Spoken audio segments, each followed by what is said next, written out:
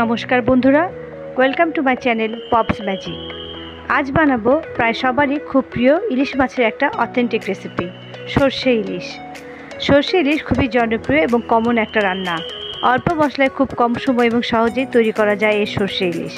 এখন ইলিশের সিজন, বাজারে প্রচুর ইলিশ মাছ পাওয়া যাচ্ছে। অনেকেই অনেকভাবে করেন, আমি কিভাবে করি আজকে সেটাই শেয়ার করব আপনাদের সাথে।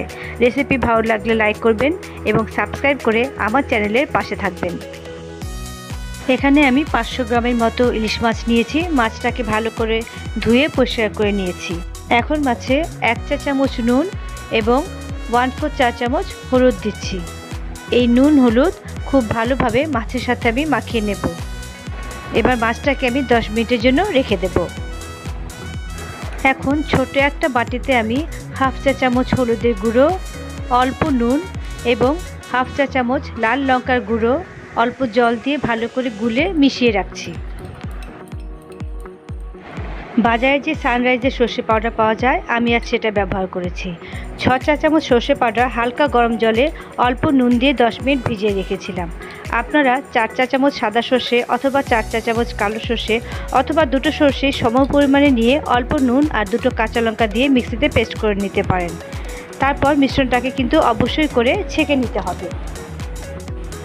গ্যাসে একটা ফ্রাই প্যান বসিয়ে তাতে 4 চা চামচ সর্ষের তেল আমি গরম করে দিচ্ছি।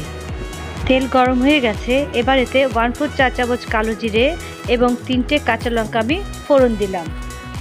গ্যাসের ফ্লেম মিডিয়াম রেখে এটাকে আমি কয়েক সেকেন্ড নাড়াচাড়া করব। এখন নুন এবং লঙ্কার যে মিশ্রণটা আমি তৈরি করে রেখেছিলাম সেটা দিয়ে দিচ্ছি। মিডিয়াম ফ্লেমে নাড়াচাড়া করে মশলাটাকে এখন ভেজে নেব। ক্রমাগত নেড়েচেড়ে যেতে হবে যতক্ষণ না হলুদের কাঁচা গন্ধটা চলে যাচ্ছে। এভাবে কষাতে কষাতে মশলা থেকে তেল বেরিয়ে গেছে। এখন এতে নুন হলুদ মাখিয়ে রাখা ইলিশ মাছগুলো আস্তে আস্তে করে আমি বিছিয়ে দিচ্ছি।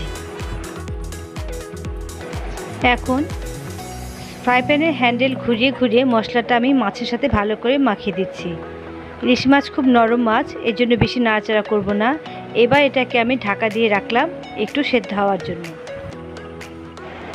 ঠিক 2 মিনিট পর ঢাকনাটা খুলে সবগুলো মাছকে আমি একবার উল্টে দেব। ইলিশ মাছের মাথা এবং লেজ দিয়ে আমি অন্যান্য আইটেম করি। ওপরে আই বাটনে আমি তেমনই একটা রেসিপি লিঙ্ক দিয়ে দিচ্ছি। সবগুলো মাছ আমি এখন উল্টে দিয়েছি। আবারও ফ্রাই প্যানে হ্যান্ডেল ঘুরিয়ে মশলার সাথে মাছটা আমি মাখিয়ে দিলাম। এখন আর আমি কোনো ঢাকনা দেব না। এভাবে আরও 2 মিনিট আমি মাছটাকে রান্না হতে দেব। ঠিক 2 মিনিট পরে সর্ষের যে পেস্ট আমি করে রেখেছিলাম সেটা দিয়ে দিচ্ছি।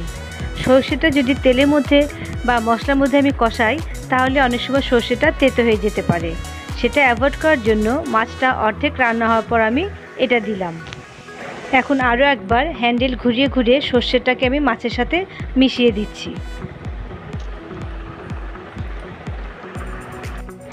আমি আবারও 3-4টে কাঁচা লঙ্কা চিড়ে ওপর দিয়ে দিচ্ছি। এতে করে ঝোলের মধ্যে সুন্দর কাঁচা লঙ্কা ফ্লেভার চলে আসে। এবার এটাকে আমি 2 মিনিটের জন্য ঢাকা দিয়ে রাখছি, গ্যাসের ফ্লেম লো করে। 2 মিনিট পর ঢাকনাটা খুলে আমি খুব সাবধানে মাছগুলোকে আরও একবার উল্টে দিচ্ছি। সবগুলো মাছ উল্টানো হয়ে গেছে। এবার এটাকে আরও 2 মিনিটের জন্য আমি ঢাকা দিয়ে রান্না হতে দেব। 2 মিনিট পর আমি ঢাকনাটা খুলে নিলাম। ওপরে খুব সুন্দর তেল ভেসে উঠেছে এবং মাছও সুন্দর সেদ্ধ হয়ে গেছে। আমি আরেকবার হ্যান্ডেল ঘুরিয়ে মাছটাকে ভালো মতো নাড়াচাড়া করে দিলাম। এখন গ্যাসের ফ্লেম আমি অফ করে দিচ্ছি। সব শেষে দিচ্ছি 2 চা চামচের মতো কাঁচা সর্ষের তেল। এটা অবশ্যই দেবেন আপনারা, এতে করে সর্ষে ইলিশে অথেন্টিক ফ্লেভার পেয়ে যাবেন। হ্যান্ডেল ধরে ভালো মতো আরেকবার নাড়াচাড়া করে এটাকে আমি ঢাকা দিয়ে রাখছি 5 মিনিটের জন্য। তৈরি হয়ে গেল সকলের প্রিয় সর্ষে ইলিশ। গরম গরম ভাতের সাথে খেতে দারুণ লাগে।